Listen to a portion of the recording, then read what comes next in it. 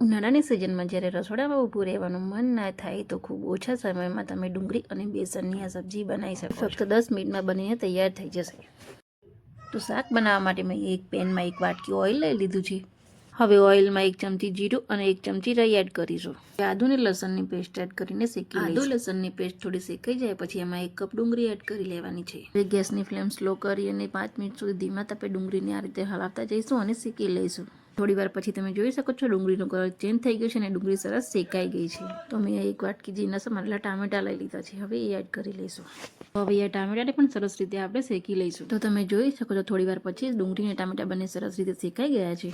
હવે આપણે એમાં મસાલા એડ કરી લઈશું. 1 ચમચી કાશ્મીરી લાલ મરચું એડ કરી લઈશું. 1 ચમચી હળદર, 1 ચમચી ધાણા જીરું પાવડર એડ કરીશું અને 1 ચમચી ગરમ મસાલા પાવડર એડ કરીશું.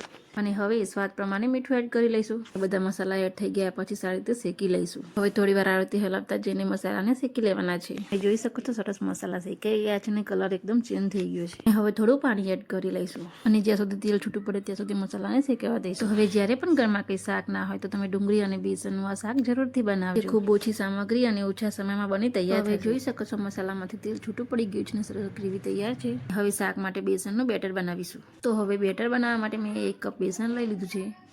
હવે બેસનમાં થોડું પાણી એડ કરતા જઈશું અને સારી રીતે મિક્સ કરી લઈશું. તો આ રીતે એક ડાયરેક્શનમાં હલાવીને મિક્સ કરવાનું છે. સુધી એકદમ ક્રીમી બેટર ના બની જાય ત્યાં સુધી આ રીતે હલાવતા રહીશું. થોડી વાર પછી બેટર સરસ એકદમ ક્રીમી થઈ જશે. તો તમે જોઈ શકો છો હવે સરસ બેટર તૈયાર થઈ ગયું છે. હવે જે ડુંગળી ટામેટાની ગ્રેવી બનાવી ગ્રેવીમાં બેસનનું બેટર એડ કરી લઈશું.